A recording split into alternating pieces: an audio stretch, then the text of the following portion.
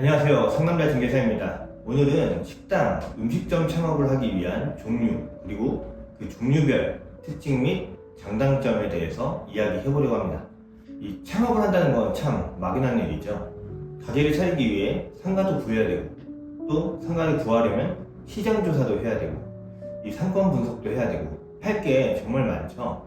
오늘 아마 다들 알고 계실 텐데, 그래도 한 번 더 이 창업의 종류에 대해서 상기시키기 위해서 그 방법에 대해서 한번 알려드리도록 하겠습니다. 첫 번째, 나홀로 창업입니다. 말 그대로 창업자가 모든 결정을 혼자서 내리고 사업을 직접 운영하는 것을 의미합니다. 이 나홀로 창업의 특성은 모든 결정을 자신의 판단에 의해서 결정을 하고 운영하기 때문에 독립성이 있습니다. 또한 시장 변화나 자신의 비전에 맞춰 빠르게 대응할 수 있는 유연성이 있고요. 마지막으로 자신의 독특한 아이디어를 실현할 수 있는 기회를 갖게 됩니다.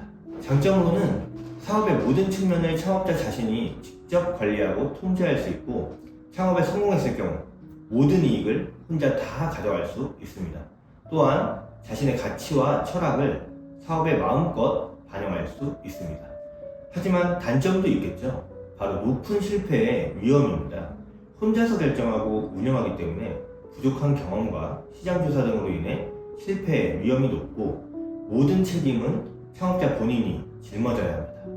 또한 자본, 인력, 네트워크 등의 자원이 제한되고 부족할 수 있으며, 모든 결정과 문제 해결의 부담이 창업자에게 매우 큰 스트레스가 될 수 있습니다. 그렇기 때문에 나홀로 창업을 할 때에는 유의해야 할 사항이 몇 가지 있습니다. 일단 시장 조사가 중요합니다. 창업 전 충분한 시장 조사와 분석이 필요하고요. 초기 자본과 운영 자금을 충분하게 확보해야 합니다. 그리고 다양한 네트워크를 구축하여 정보와 자원을 확보해야 합니다. 마지막으로 장기적인 사업 계획과 지속 가능성을 고려해야 합니다. 두 번째는 인수 창업입니다. 인수 창업은 이미 시장에서 자리를 잡은 사업을 인수해서 운영하는 방법을 말합니다. 인수 창업은 입증된 비즈니스 모델이라는 점입니다. 이미 시장에서 성공을 입증한 사업 모델을 그대로 인수하여 따를 수 있습니다.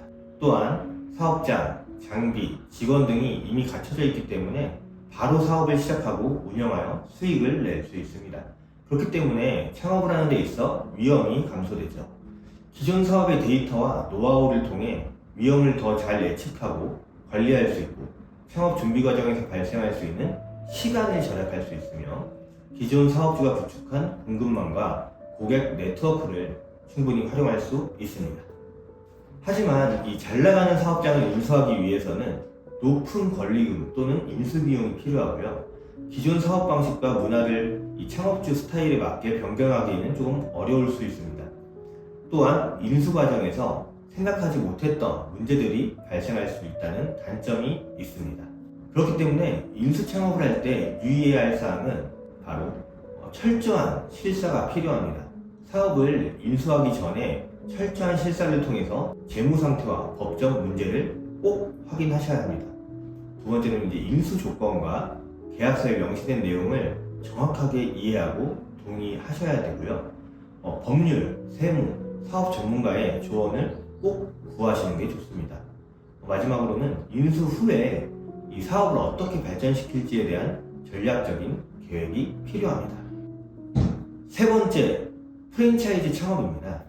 프랜차이즈 창업은 이미 검증된 이 브랜드의 이름과 시스템을 활용해서 사업을 시작하는 것입니다. 너무 흔한 방식이고, 특히 처음 창업하시는 분들이 많이 사용을 하는 방식입니다.